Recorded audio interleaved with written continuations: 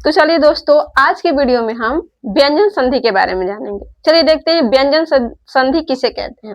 परिभाषा इसका है, व्यंजन वर्णों के व्यंजन या स्वर में मिलने से होने वाले विकार को व्यंजन संधि कहते हैं। मतलब कि अगर आपका पहला पद के अंतिम अक्षर में व्यंजन हो और दूसरे पद की शुरुआत में आपका व्यंजन या स्वर में से कोई हो, तो उनके मिलने से उनमें जो परिवर्तन होता है उसे हम व्यंजन संधि कहते हैं।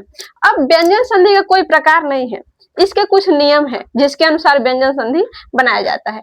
तो उसमें हम देखेंगे पहला नियम कौन सा है। यदि किसी वर्ग के वर्ग मतलब होता है जैसे क से लेकर अंग तक, ये आपका क वर्ग हो गया। च से लेकर य तक, यह आपका च वर्ग हो गया। ट से लेकर अड़ तक, ये आपका ये ट वर्ग हो गया। तो वैसे ही यदि किसी वर्ग के प्रथम वर्ण मतलब जैसे हम ले लेते हैं क के बाद कोई स्वर या किसी वर्ग का तीसरा चौथा वर्ण अथवा य र ल व ह में से कोई वर्ण आए, तो उस प्रथम वर्ण के स्थान पर उसी वर्ग का तीसरा वर्ण हो जाता है। मतलब अगर क आएगा और उसके बाद कोई स्वर मिल रहा है या कोई व्यंजन मिल रहा है, तो हम क वर्ग का तीसरा वर्ण का प्रयोग करेंगे। जैसे तीसरा वर्ण क्या हो जाएगा, क ख ग का हम प्रयोग करेंगे। जैसे हम देखते हैं दिक प्लस अंबर। अब यहाँ पे ये आपका क्या है, क वर्ग है, क दिया है यहाँ पर, तो क का तीसरा वर्ण तीसरा व्यंजन हम प्रयोग करेंगे। तो तीसरा व्यंजन क्या होता है, ग। तो यहाँ पे हो जाएगा दिक प्लस अंबर, तो ये आपका क अब आपका क्या बन जाएगा, ग बन जाएगा, तो हो जाएगा दिगंबर। दूसरा में हम देखेंगे जैसे दिक प्लस दर्शन। यहाँ पे देखिए क है, तो ये भी आपका क्या हो जाएगा, ग हो जाएगा, तो हो जाएगा दिग्दर्शन। अब यहाँ पे हम ध्यान देंगे कि यहाँ पे आधा ग है और यहाँ पे पूरा ग है। ऐसा क्यों, तो क और अ मिलकर पूरा हो जाता है। यह भी आधा क था, इसमें अ मिल गया तो ये पूरा हो गया, और हमको क के स्थान पे ग का प्रयोग करना है, तो इसलिए यहाँ पे पूरा ग हो जाएगा। दूसरा हम देखेंगे यहाँ पे क है, ये आधा है, लेकिन यहाँ पर अ नहीं है, इसका मतलब ये क आधा ही रह गया है, इसलिए यहाँ पे आपका आधा ग होगा, तो हो जाएगा दिक प्लस दर्शन, तो ये क्या हो जाएगा, दिग्दर्शन। नेक्स्ट देखेंगे जगत प्लस अंबा। यहाँ पे त आ गया और यहाँ पे अ आ रहा है, इसका मतलब ये त आपका अ से मिलकर क्या हो जाएगा, पूरा हो जाएगा। लेकिन हमें त का प्रयोग नहीं करना है, ये त वर्ग है आपका, ठीक है। तो त वर्ग का हम तीसरा व्यंजन प्रयोग करेंगे। तो त का तीसरा व्यंजन क्या होता है, त थ द।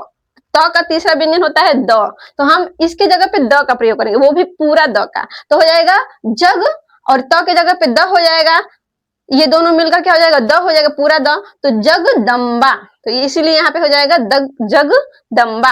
अगला देखेंगे सट प्लस आनंद। यहाँ पे आपका ट वर्ग है, ट वर्ग का हमें तीसरा व्यंजन प्रयोग करना है, तो ट का तीसरा व्यंजन क्या होगा, ट ठ ड, तो यहाँ पे क्या होना चाहिए, ड होना चाहिए। अब यहाँ पे आ मिल रहा है, ठीक है, तो ये ड क्या होगा, डा हो जाएगा, तो हो जाएगा सड प्लस आनंद, तो हो जाएगा सड़ानन। यहाँ पे क्या हो जाएगा, सड़ानन। आगे है आपका वाक प्लस जाल। यहाँ पे क वर्ग है, क के जगह पे हमें क्या प्रयोग करना है, ग प्रयोग करना है, वो भी आधा, क्योंकि यहाँ पे कोई स्वर का प्रयोग नहीं किया गया है, तो यहाँ पे क्या हो जाएगा, वाग जाल। यहाँ पे हो जाएगा तत् प्लस भव। अब यहाँ पे त वर्ग है और त वर्ग का हमें तीसरा व्यंजन प्रयोग करना है, तो क्या हो जाएगा, त थ द होना चाहिए यहाँ पर, वो भी आधा, क्योंकि यहाँ पे अ नहीं है, यहाँ पे व्यंजन प्रयोग किया गया है, तो हो जाएगा तद्भव। इसलिए यहाँ पे क्या, ये हलंत लगा हुआ है, हलंत का मतलब होता है आधा, तो हो जाएगा तत् प्लस भव, हो जाएगा तद्भव।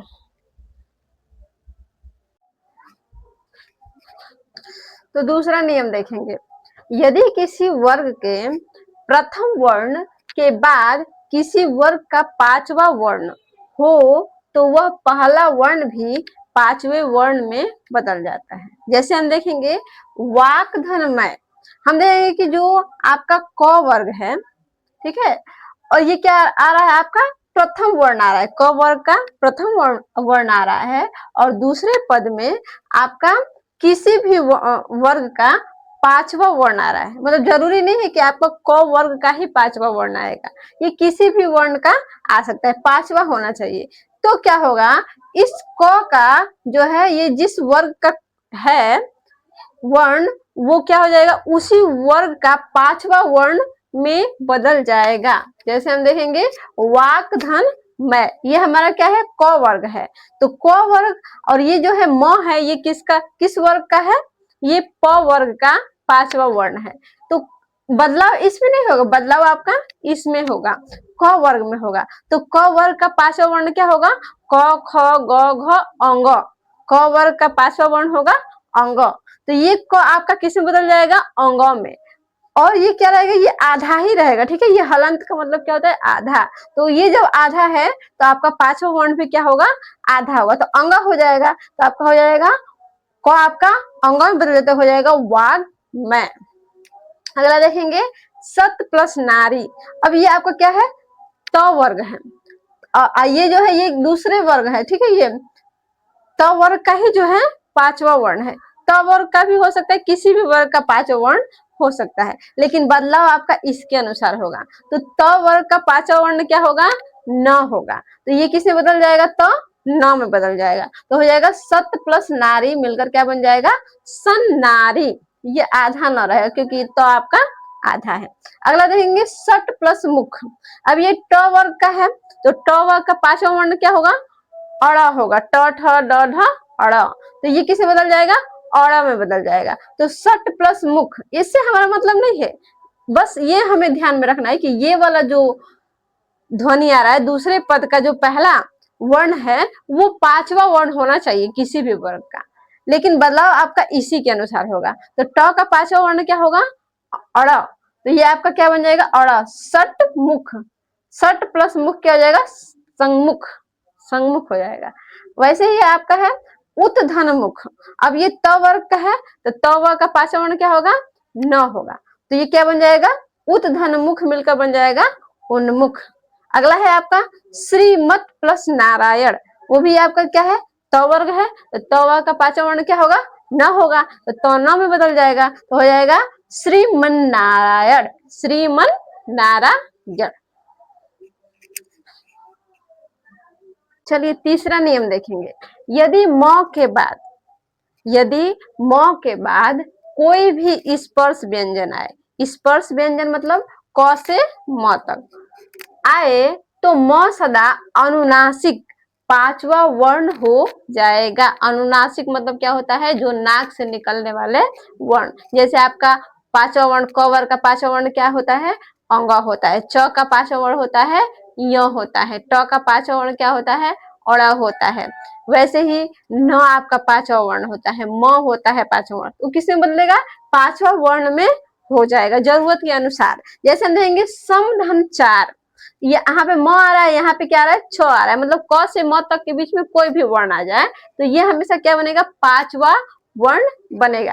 तो सम धन चार क्या बन जा रहा है, संचार। आगे है सम प्लस पूर्ण, तो ये जो है ये भी प आ गया, तो ये भी क्या हो जाएगा, संपूर्ण। ये पांचवा में ही होगा, या तो न हो जाएगा, या तो म हो जाएगा, या तो य हो जाएगा, या तो अंग हो जाएगा। ये जरूरत के अनुसार होगा। अगला है परम धंतु। तो यहाँ पे क्या हो रहा है, परंतु। यहाँ पे जरूरत किसका है, न का है। ये भी पांचवा ही है, अनुनासिक ही है। यहाँ पे म लग रहा था, यहाँ पे क्या लग रहा है, न लग रहा है। तो क्या हो जाएगा, परम धंतु मिलकर क्या बन जाएगा, परंतु। आगे देखेंगे दम प्लस ड, ये क्या हो जाएगा, दंड। यहाँ पे देख रहे हैं ना, यहाँ पे सब, यहाँ पे म आ रहा है, यहाँ पे न आ रहा है, यहाँ पे क्या हो रहा है, अड़ा आ रहा है, जरूरत के अनुसार, ठीक है, जैसे हमारा अर्थ निकल रहा है। तो दम प्लस ड क्या बन जाएगा, दंड। वैसे ही सम प्लस न्यासी क्या हो जाएगा, सन्यासी।